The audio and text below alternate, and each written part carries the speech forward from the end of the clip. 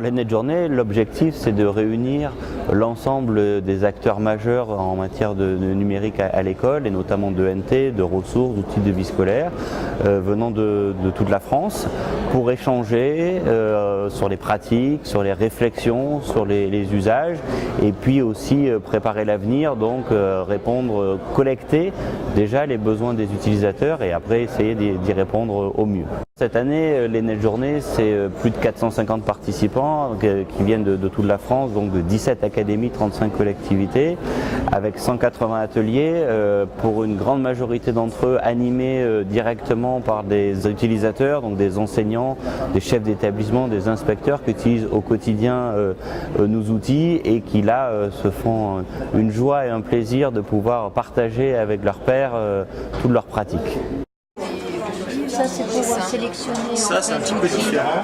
Ça, c'est au niveau du logiciel qui va avec les tablettes, qui permet de créer, qui permet par exemple, si tu prends une page blanche, donc là tu vas voir la page blanche qui va s'ouvrir. Impressionnant ces journées parce que je découvre effectivement ces NET Journées. Donc j'ai appris que c'était la 4e édition. C'est vraiment un climat très convivial, avec donc des présentations très intéressantes et également une possibilité d'échanger, de mutualiser un peu des pratiques sur ces 2 NET Journées. Dans la galaxie géante de Redshift 10, des planètes viennent d'être découvertes. Elles tournent autour de leur soleil. Les scientifiques donnent un nom à chaque planète et notent sur l'ordinateur des instructions permettant de les différencier.